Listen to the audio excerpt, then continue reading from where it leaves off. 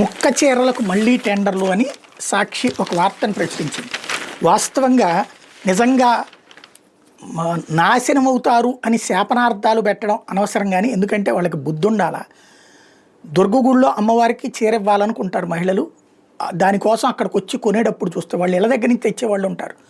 అలా కాకుండా అక్కడికి వచ్చాక చీర పెడితే మంచిదని 10 మంది ఈ షాపులో అరుస్తూ ఉంటారు. పెడదామని చెప్పి వీళ్ళ దగ్గరికి వెళ్తే చీర ఇస్తారు, అది 200 అంటారు, 500 అంటారు, 700 అంటారు, 1000 అంటారు. వీళ్ళు మామూలుగా ప్యాకెట్ అడిగితే కొంటారు, డబ్బులు ఇస్తారు, తీసుకుంటారు. తీసుకెళ్ళి పైన ఇచ్చేస్తే అది రాయరు వాళ్ళు. ఎందుకు రాయరంటే అది ఒరిజినల్ చీర కాదు, ఒక మూర ముక్క ఉంటుంది అంతే, ఒక మూర.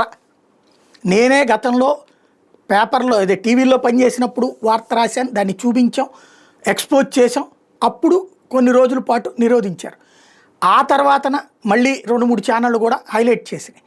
చీర అంటే చీర మొత్తం ఇవ్వాలా.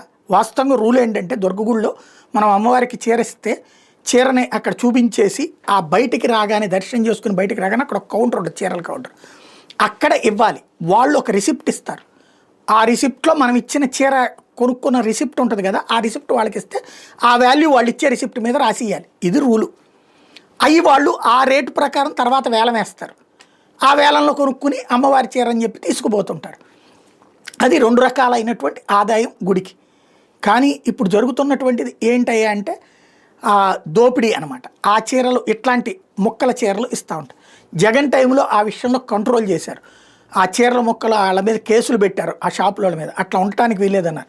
అప్పటికే వచ్చినటువంటి అట్లాంటి మూర చీరలతో సంచీలు కుట్టి అమ్మారు. ఇప్పుడు మళ్ళీ ఆ చీరలు ముక్కల చీరలు రంగులోకి వస్తున్నాయి. మళ్ళీ టెండర్లు పిలుస్తున్నటువంటి వ్యవహారం ఇది.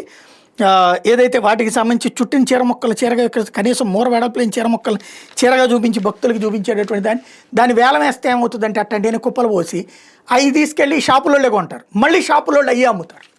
ఇది పెద్ద దుర్మార్గమైనటువంటి చర్య.